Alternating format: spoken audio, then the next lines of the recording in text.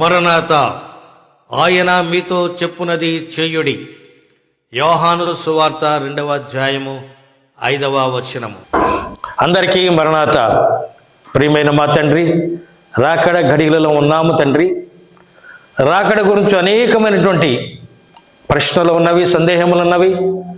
ముఖ్యంగా 7 ఏండ్ల శ్రమకాలం గురించి అనేకులు అనేక రీతులుగా వివరించుతున్నారు. ఈ దినమున మా తండ్రి గారైన దేవదాసయ్య గారు, బైబిల్ మిషన్ వ్యవస్థాపకులైన దేవదాసయ్య గారు 7 ఏండ్ల శ్రమల గురించి ఏ విధముగా తెలియచేసి ఉన్నారన్న విషయమును మేము వీడియో చేయించుండగా దీవించి ఆశీర్వదించమని యేసు నామమున వినయముతో బ్రతిమలాడి వేడుకొంచున్నాము తండ్రి. ఆమేన్.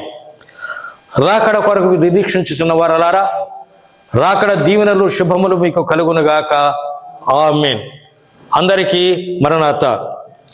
రాకడ గురించి అనేకమైన సందేహములు, అనుమానములు అనేకులలో కనబడుచున్నవి.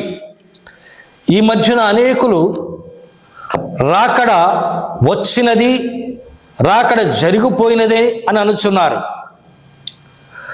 ఇంకొక ప్రశ్న ఏమిటంటే, 7 ఏండ్ల శ్రమకాలము అప్పుడు వచ్చును, ఇప్పుడు వచ్చునని కొన్ని తారీఖులు తెలియజేస్తున్నారు. ఇందు నిమిత్తమై దేవదాసయ్య గారు ఏమి తెలియచేశారో నేను మీకు చదివి వినిపిస్తున్నాను. వారు రాసినటువంటి సంఘారాధన పుస్తకములో 85వ పేజీలో చక్కని విషయాన్ని తెలియచేశారు. విశ్వాసుల సంఘము అనగా పెండ్లి కుమార్తె సంఘము వెళ్ళిపోయిన తరువాత భూమి మీద మిగిలి ఉన్న వారికి 7 ఏండ్ల శ్రమలు ఉండును. చాలా ఖండితముగా, ఖచ్చితముగా, అనుమానము లేకుండా దేవదాసయ్య గారు తెలియచేసి ఉన్నారు. ఈ విషయమునే ప్రకటన గ్రంథ వివరములో 6వ అధ్యాయంలో కూడా తెలియచేసి ఉన్నారు. ఎక్కడ దేవదాసయ్య గారు వివరించినను ఈ విషయమును తెలియచేసి ఉన్నారు. కనుక పెండ్లి కుమార్తె సంఘము వెళ్ళిపోయిన తరువాత మాత్రమే 7 ఏండ్ల శ్రమ కాలము ప్రారంభమగునని బైబిల్ మిషన్ వారమైన మేము పూర్తిగా నమ్ముచున్నాము. ఇది దేవదాసయ్య గారు బోధించిన బోధ.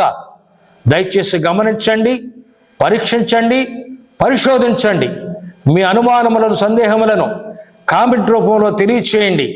దేవదాసయ్య గారి గ్రంథములు చదివినట్లయితే ఖచ్చితమైన విషయములు మీకు బయలుపడినని ప్రభువును బట్టి మిమ్మలను కోరుచున్నాము.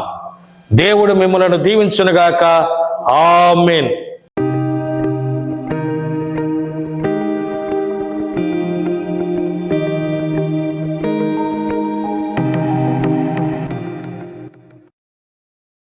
అందరికీ మరణాత.